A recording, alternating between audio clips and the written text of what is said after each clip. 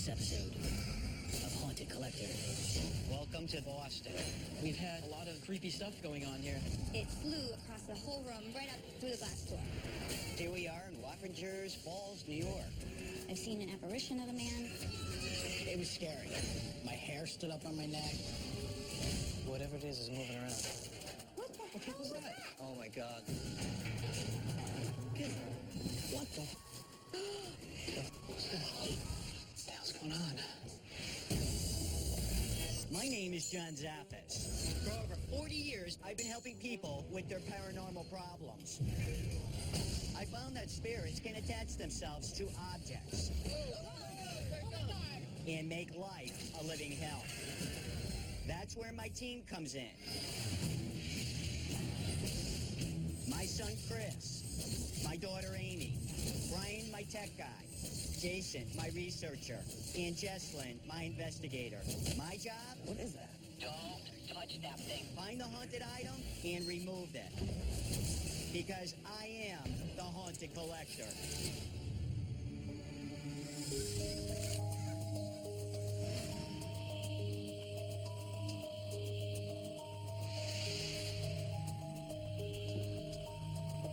So, Dad, where did this come from? It's an old oil lamp. It came from a tomb over in Israel and started causing a lot of shadow forms. So you gotta be very careful when you start picking these things up and bringing them into your homes. Hey guys, sorry to interrupt, but a new case just came in, north end of Boston. Let's go take a look. Hi John, my name is David Riccio Jr. I work at a family-run business. It's a cafe and a cigar bar. This business has been in the family for generations. We've been having a lot of paranormal issues here. Up here in the cafe, some plates have been thrown off the counter. One of our waitresses saw a black shadow figure behind her. There's this area with an old crank elevator, and every time an employee goes back there, they just kind of run away because they get freaked out. They hear noises, they see shadows.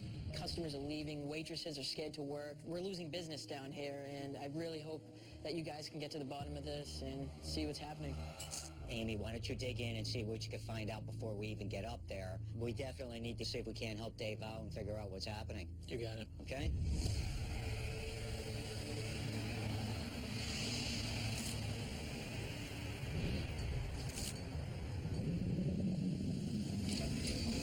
Hey, Dave. Hi, John, good to see you. Same here, my daughter Amy, Nice to meet see you. you. After you.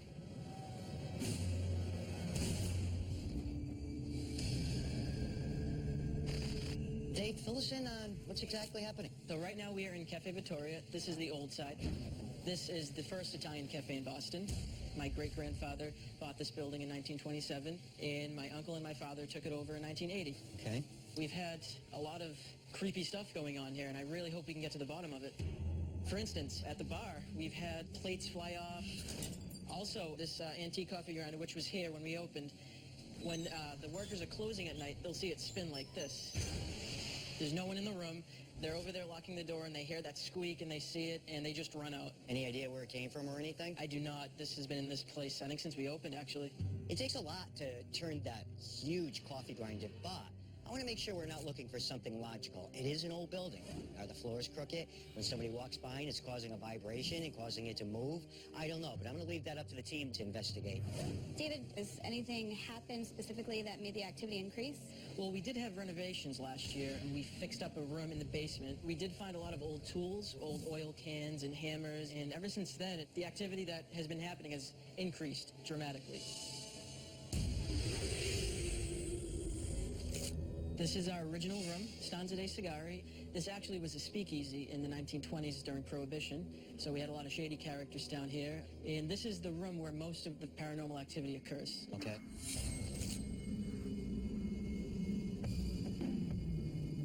The ceiling fans will just all of a sudden spin out of control. Freak some customers out. The lights will flicker on and off. A lot of our workers are, frightened to be down here. One of our waitresses, Barbara, she's just scared to be down here alone. It was a day shift, and I was all by myself with just one customer. And I really felt like someone came right up behind me. So I turned back, and the customer that was with me wanted to see what I was looking at. And I could see this black thing floating there, probably about this big, and it was black, but not like a shadow. It was dark and dense. So this really scared you? It did. It flew across the whole room, and it flew right up through the glass door. I thought it was going to break the glass. And the customer said to me, "You saw that." And I said, "You saw that too." So at least it validated what I was seeing. But what gets to me is that I felt somebody standing behind me. I felt it. Dave, have you had anything happen to you down in this area? Yeah, at the end of the night, it was 1:30. No one was down here. It was just me. All of a sudden, all the lights shut off on me. And it wasn't the power because the computers were on. And I looked at the switch was flipped down. And on that door over there, the side entrance, is a bell, an old crank bell.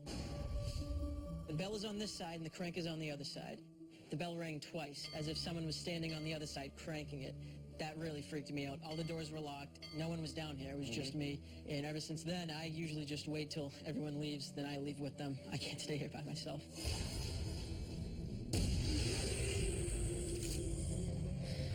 So right here we have the old dumbwaiter elevator. It's been in the building since it was built in 1892. We've had complaints in the building that they have heard this being cranked up. You know, at 3 in the morning when there's no one around. Some of our barbacks who get ice back here get freaked out to be back here. All right, Dave, we're going to get the team in here, and I would like you to join us in tonight's investigation. Absolutely. I'm going to ask David to join us tonight. Why? I want to see if his presence is going to actually invoke anything that's in here. I really want to dig in and see what we can find out and what could be causing some of this alleged paranormal activity.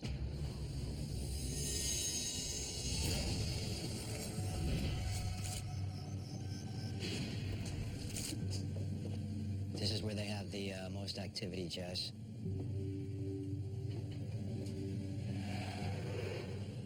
A little bit of temperature fluctuation, but nothing notable.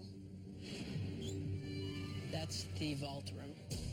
Do you know what? Let's try a few EVPs in here. Let's see what happens. Go ahead, Dave. Feel free to throw out a question if you're comfortable. How long have you been here? Were you the one that shut all the lights out on Dave? Did something happen to you here? Go ahead, play that back. How long have you been here? Were you the one that shut all the lights out on Dave? Did something happen to you here? You there? Right there. Super clear. I heard that.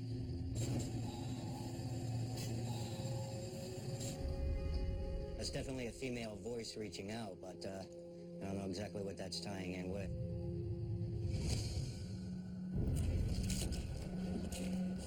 Watch your step. All right, dumbwaiter is right here. This goes up for about another 4 or 5 stories. Getting anything off the dumbwaiter itself? Nothing substantial. All right, you know what? I want to do an EVP session here. All right.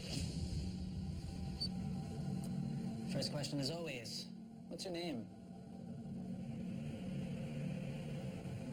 Did you used to be a customer here, or did you work here? Was anyone in here with us? We should listen to that back. I hit play on this.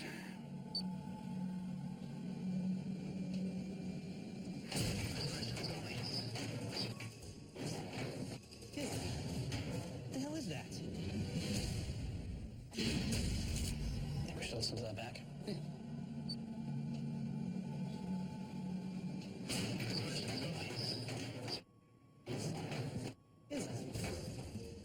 Go. Hello? Anybody up there? What the hell's going on? Go. Keep going. Hello?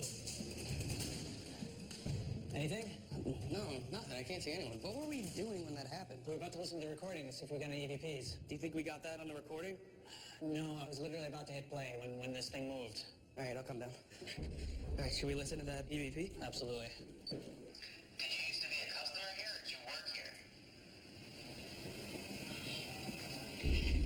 A little whisper. I hear it loud and clear, and it's definitely louder than anything else in here. It's not us. Hey. Dave was asking a few questions, and we were getting female response. We don't have any reports of female ghosts. So, Okay, we had dumbwaiter movement. It was like a jerky down. Wow. There's nobody in the stairwell. Yeah. We ran up and down it, and I couldn't find anyone. This happened right as we were about to play the recording, which turns out there's an EVP on. let's hear it.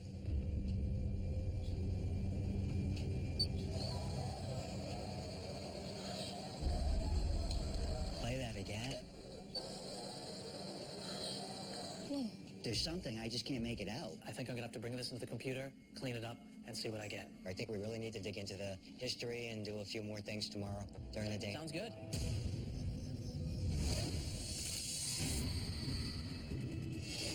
Given what happened in last night's investigation, we may be dealing with a female spirit here. So Amy and I are going to go to the New England Genealogical Society. We want to find out if maybe a female passed away in the building at some point. Well, the area itself, 290 to 296 Hanover, was built in the 1900s. But one of the things that we did find that actually predates this building that happened on the property in 1879 was that there was a known baby farm that operated there. What is a baby farm? Baby farm would be an establishment that takes unwanted children, illegitimate children, or it could be the children of a poor couple who could no longer take care of them, and they would drop them off and pay a fee for somebody to raise the child. Do you know of any documented deaths that took place in the building? Well, we do know that there was a gentleman, well, a doctor actually, by the name of Luigi Morelli, who did use the building for his offices. He actually did get accused of improper procedures that resulted in the death of a woman. You can see here in this photo his actual sign for his business. Do we know exactly what happened with this one? We don't. Something about an illegal operation. My first Illegal thought, of course, would be abortion, Okay. but we don't know for sure. We know that a female died tragically on this property. Could this be the same woman who may have been reaching out to us last night? And does this baby farm somehow connect to any of this? I'm hoping we'll find answers to some of these questions tonight. Chris and Jess will sweep the cafe. Brian will man the monitors in the vault room. And Jason, Amy, and I will investigate the cigar bar.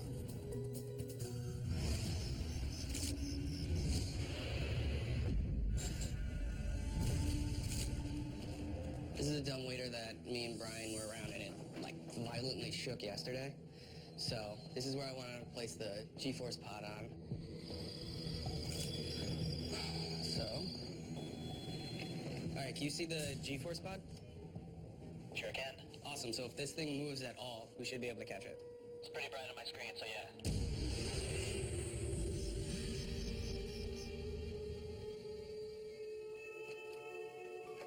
There's not much going on in this room. You get anything?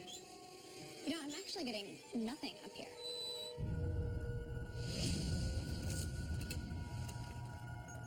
Do you want to start with an EVP session? Yeah, I think that's a good idea. Okay. All right, we're rolling. Okay. Can you tell us your name?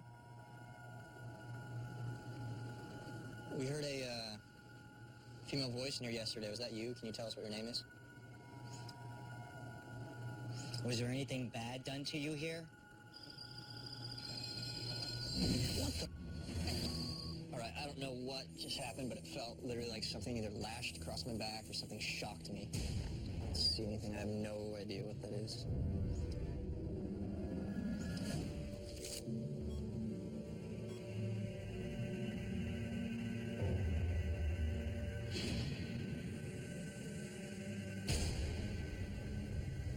Command to Johnny, pick up. I just monitored this crazy electrical disturbance by the dumbwaiter. If I had to describe it, I would say lightning just struck in the stairway. What? Really? Okay, we're gonna head back there, dude. All right, pretty much you were standing in the spot where I saw what I can only describe as a flash of electricity. Is it down below or up? Okay, right now where Jason is standing, I would guesstimate about maybe shoulder height from him. Holy crap, look how high it's going. Look it. That's crazy. Go more towards the upper corner. I mean, it flashed in the middle of the room, but if I had to guess a point of origin, it would be from up there. Jason, see if you could stand on there a little bit, too. Okay. All right, turn me that light. Jackal. Careful, Jace. Okay. Oh, hold on. Hold on. Hold this for a second. Shine it right up here. What in the world? What the heck is that? Hold on. Hold this for a second. Shine it right up here. What in the world? Go ahead and grab it. Amy, grab that. open it. Just hold it. What the heck is that? Let's see. One little box. Those needles? Yes. That looks like a syringe.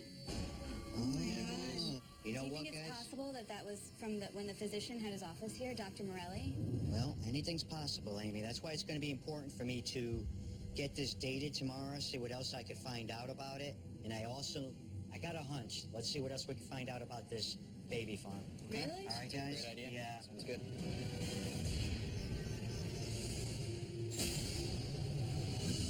We found this old syringe in the old part of the building, and we knew a doctor performed an illegal operation in here. So this morning I'm meeting with Charles. He's an appraiser. He's very familiar with old items. I want to see if all these things are going to actually line up. Oh, very good. Well, from the looks of it here, the etched measurements on there, etched into the glass, it looks to me as if with the case and so forth, it's probably the latter part of the 19th century. You know, somewhere 1870 on. Really? Yeah. All right, that's a lot older than what I was thinking. Would this still have been used in the 1920s and 30s?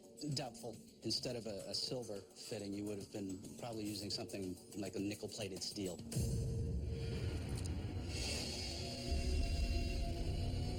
Your theory is right about the baby farm. There's actually an article in the Boston Globe on August 9th of 1879 about that very same thing. A small baby farm was found by Officer Beers from 292 Hanover Street, occupied by a woman only known as Miss or Mrs. Elmwood. There seems to be found there a crib, a lifeless body of an infant, some 3 months old. The infant no doubt starved to death. Outside the house, there was a rickety old shed where 2 other older children tied into chairs with ropes. Really? This article goes on to talk about the cruelty and the bad conditions this has happened before. A lot of these baby farms, more atrocious things happen. These babies were outrightly just killed and disposed of. So, Charles, whom would this have been used on? It's something that would have been used really largely for any patient, whether it be a child or adults, either one. Interesting. Yeah. Now that I know the syringe dates to the 1870s, is this tying in with the baby farm? I can't rule any of this out. I can't wait to get together with David and share some of this information. Well, Dave, we really found a lot of interesting things. Now, you were with us on the first night. Yes. Brian and Chris got an EVP in the back where the dumbwaiter is, but we cleaned it up, and I'd like you to listen to it now and see what you think. Thank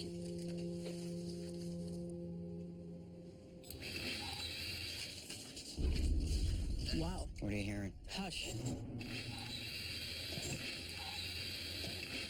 That's what is leading me to the next thing I would like to actually show you. We had our surveillance set up where the dumbwaiter is. I want you to watch it.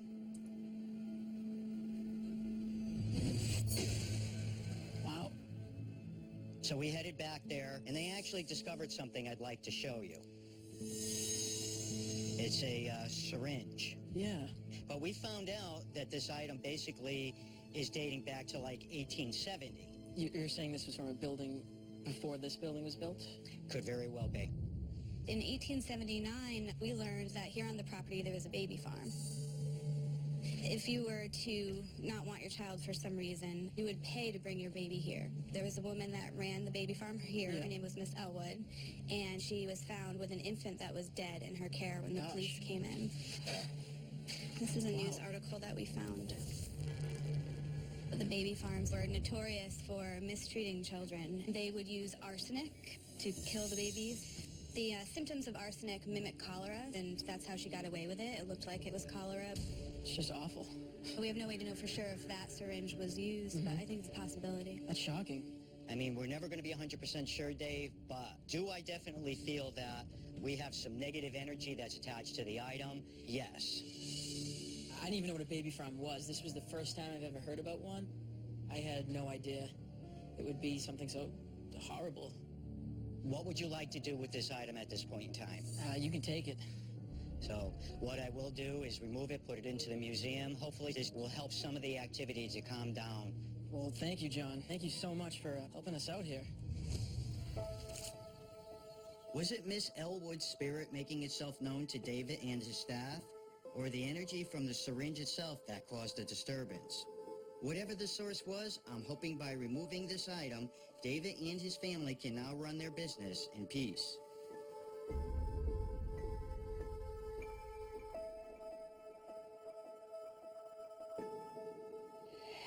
Hey John, my name is Julia Dreyhos. I live in Wappingers Falls, New York, and I own a Victorian that was built in 1870. We've had all sorts of experiences here. This one closet, you hear a child's voice saying, "Help me," and that really disturbs me. My daughters have heard voices, like their name being called. They've had things move on them. I just want them to feel, comfortable in their own home, that there's nothing that's going to hurt them. We've always had activity in the house, but like lately there's been a little bit more than usual. I would love to see if you could pinpoint and find something specific that might be causing the activity in my home.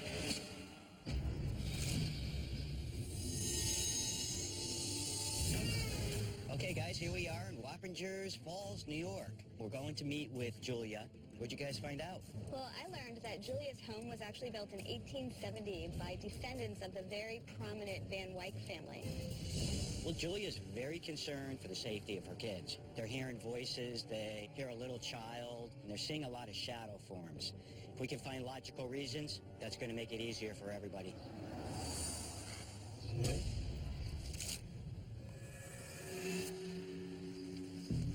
All right, Amy and I are going to go in and meet with Julia. Jesselyn, why don't you check around, see what you can find out?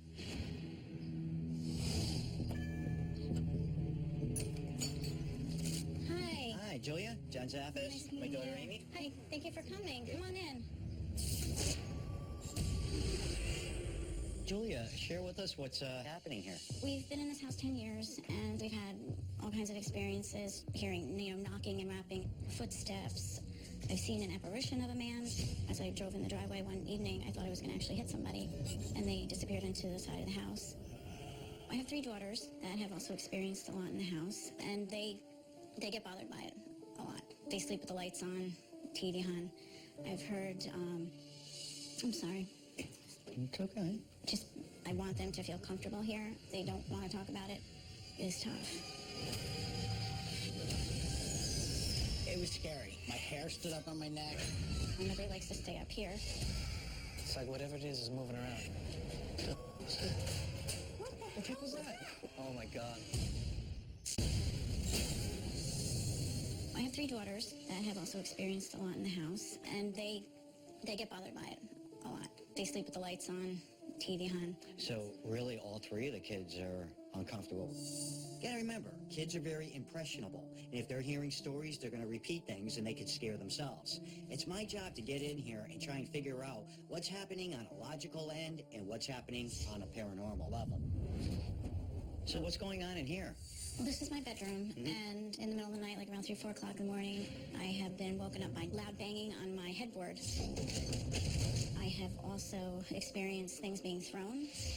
One morning I got woken up and I heard something like flying across the room, and it landed. It was just something that I had on my nightstand. I definitely see you got a lot of antiques and a lot of interesting collectibles. I always worked for historical, museums and things like that, so I always loved being around old things and always collected old things since I was 18 years old. This one is one of my favorites. I think it's a little girl's hair that was put in there to memorialize her. Well, it was normal in the 1800s to cut off a lock of hair from the deceased to keep a memorial of them. There is a belief, though, that if you own another person's lock of hair, that you actually have control over that person. So this is my daughter's bedroom. Nobody likes to stay up here. My older daughter won't sleep in her room at all. We have heard a voice from the closet that's in this room. The voice said, "Help me," as if she's being locked in there. It is kind of an eerie thing. Julia, where did you get the rocking horse? I actually bought it from an estate sale. Looks like it's from the 1800s. When they made rocking horses, they actually used real animal hair on them. Think about the amount of energy that could be held on today. Have you had any other people that have had experiences? And actually, we're not the only ones that have experienced stuff in the house. I hear you've had some actual experiences right here in the basement. I came down with my worker to check one of the pipes, and when we came down to the basement, we came to the first doorway, and all of a sudden, and something came running out of the corner up behind us. You could hear the footsteps of it running. It startled us. We both turned around, and there was nobody there. And a second later, one of the hoses went swinging on the thing like something ran into it. My hair stood up on my neck. You seem kind of uncomfortable right now. It was scary. I've never had nothing like that happen to me. It was scary enough that my worker didn't want to come back to work in the house again. So we're in the hallway next to the attic. These plaques here, what can you tell me about them?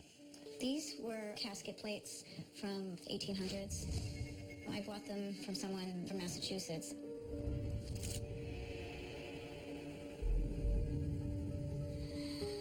I see one says Lucy, and Yeah, she one says died. 1872. Yeah, and this one's And 26 Emily. years old. Sometimes you really have to give it thought when you buy these old Victorian homes and you start filling them up with a lot of antiques and a lot of bizarre collectibles. Doesn't mean that all antiques are haunted, but you can bring that one in that can trigger everything. Well, Julie, I'm going to bring the team in here. We're going to investigate. Let's see what we can find out for you. Tonight, Jess and I are going to sweep the upstairs, while Chris and Brian cover the basement. Jess, this is Julia's bedroom. I can't see how you could live in this house and not be creeped out. Very curious to see if you get anything on the human hair that's right over here. That's it. Anything? No, nothing at all. See that? We're not getting any readings whatsoever. I don't think they had any reports of any activity in this area. It's further back. No, the handyman, Jeff, I think, was down here working, and he would see shadow figures or had shadow figures, like, run by him. Getting any readings? 0.4. I keep getting these little hits. Little hits. There it is again. Whatever it is moving around. What? Something just, like, tugged my hair. It's a little creepy. EVP session? EVP session. Turn the REM on.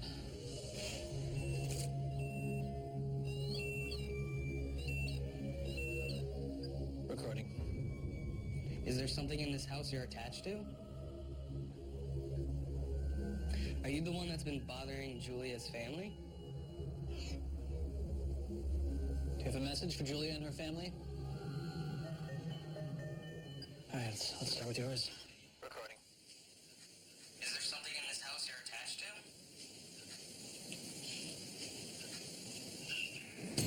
Do you hear that? Oh, yeah. What's going on? Do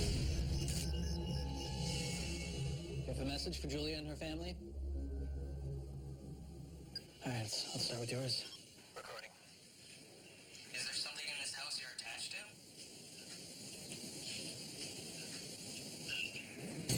Do you hear that? Oh, yeah. Did you make out what it said? Can you rewind it? Yeah. This house you're attached to?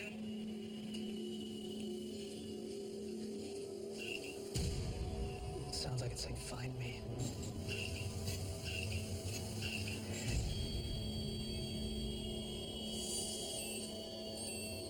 Our REM pod was going off at the same time that we would ask these questions. Is this a game? I feel like we're being toyed with. Come on, don't disappear on me now. Come on, don't disappear. I feel like there's something unfinished in this room. As you can see, we're up on the third floor here. She picked up this old rocking horse, and it's literally made out of horsehair and horse skin. And I'm not getting any readings. they claim they hear children up in this little closet here. Nothing. Nope. I don't know exactly what is going on in here. I think we really need to dig in and do some research on this house, see what we can find out.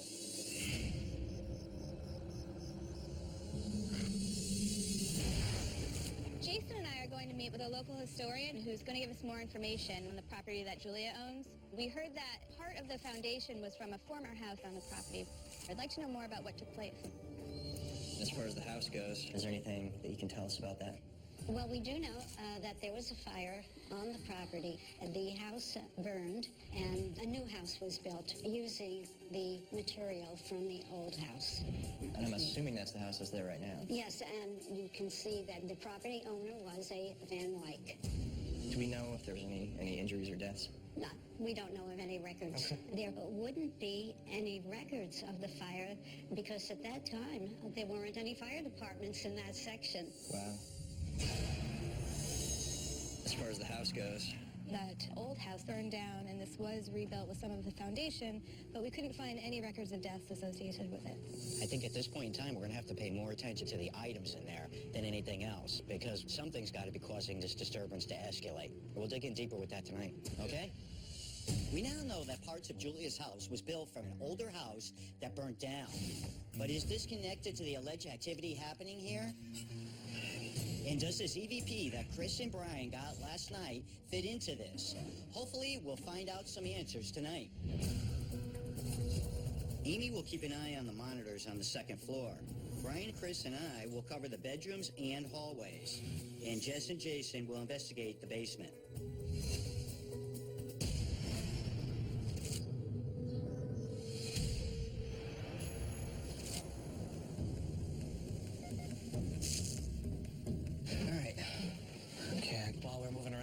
Looking at things with the thermal, so... There you are. You got me? I gotcha. The thermal camera is a great tool to have, because in dark spaces, you'll be able to see hot spots and cold spots on the screen.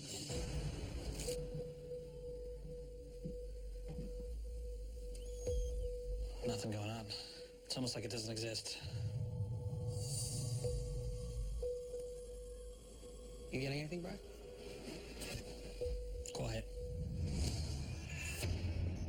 wow. This is creepy. Were these the garden hoses that he was talking about? Yeah, Interesting. they started swinging on their own.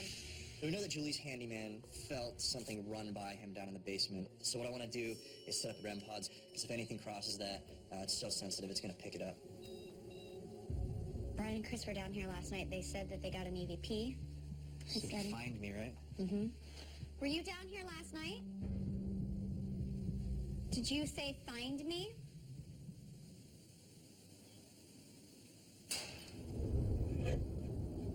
What is that?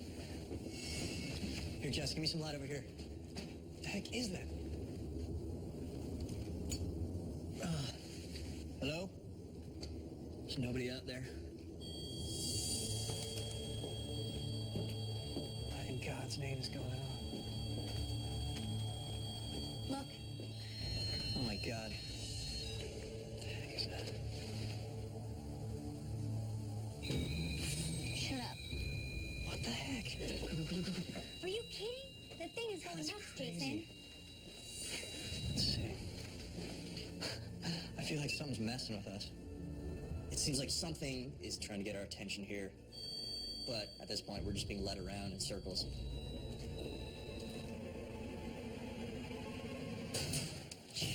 Shut up. Where'd that come from? What the hell was that?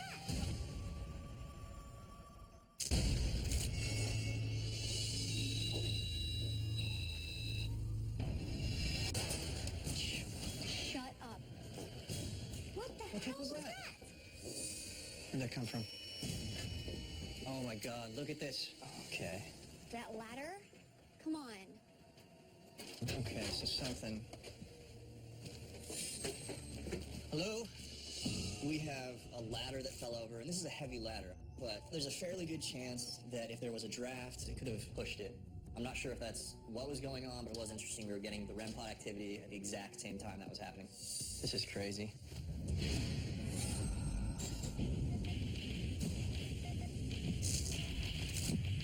Thermal's quiet. So far, nothing. Careful, watch your step.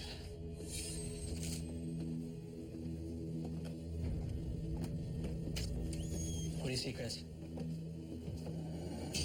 Hold on a second, hold on. What? I'm actually getting a reading for the first time. It's cold. This one? No, the other one. That one? Yeah, see it? Oh, Brian has the thermal when we go up to the 3rd floor, and right away he notices something different. The casket plate is a dark blue, which means it's a lot colder than the surrounding items. Oh, look at that. What the hell? There's water coming off of it. Yeah, look, there's condensation. Look at how that's beating. Really? I'm not seeing anything else that has any type of condensation on it at all. And it's not even around the wall. The rest of the wall's dry. It is, huh? Yeah, it's just that. Lucy, I'll tell you what, guys. I need to get this to an expert tomorrow. I need to find out more about this casket plate.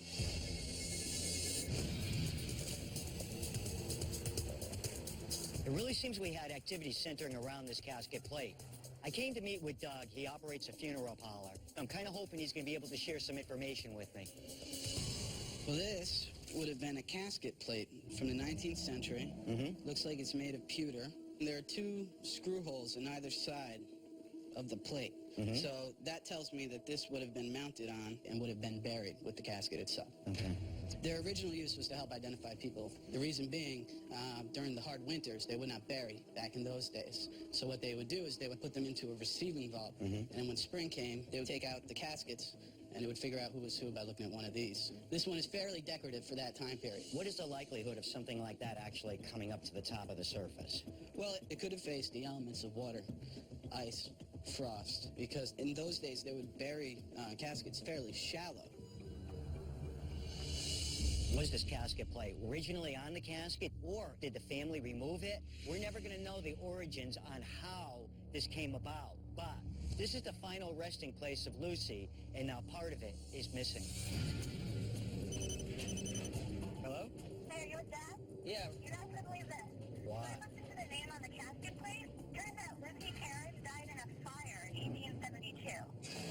Wow. The article that I found and the picture I sent it to your tablet. Good work, kiddo. See you later. Let's take a look at that. What's it say? It says Lucy Perrin, age 28, died in a fire. Wow. Is there a picture? You know, parts of that house are built from an old house that was in a fire. Interesting. I can't wait to get some of this information to Julia. Julia, thanks for having us here. Jason and Amy were doing a lot of research, and we had found out that parts of this home were built from an old home that burned down. There was quite a bit that was incorporated from the original house and actually built over it. Right. Well, as the guys were investigating down in the basement, Brian and Chris got a very decent EVP down there. Really? And I'd like you to listen to that. Oh, wow.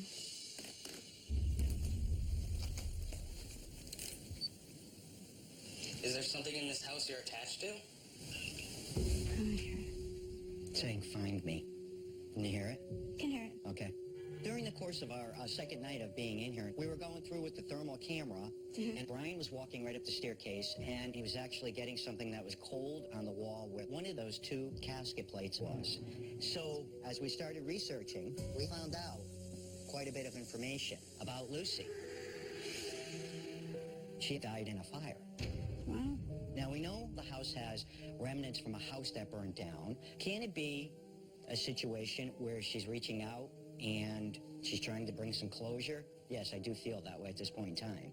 Oh, wow. We found out that she actually is buried in Connecticut. If we want to bring some peace where she could finally rest, I would like to actually put this back on her grave so her spirit can cross over, and hopefully the girls can move back into their bedrooms and things can calm down. Okay. Yeah, I'd like that. Okay.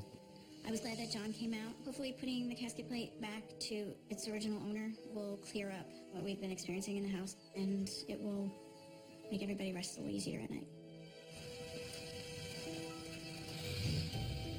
Restless spirits often hold on to their last remaining connections. I hope that by reuniting the casket plate with Lucy's remains, her restless spirit will finally move on to the next world.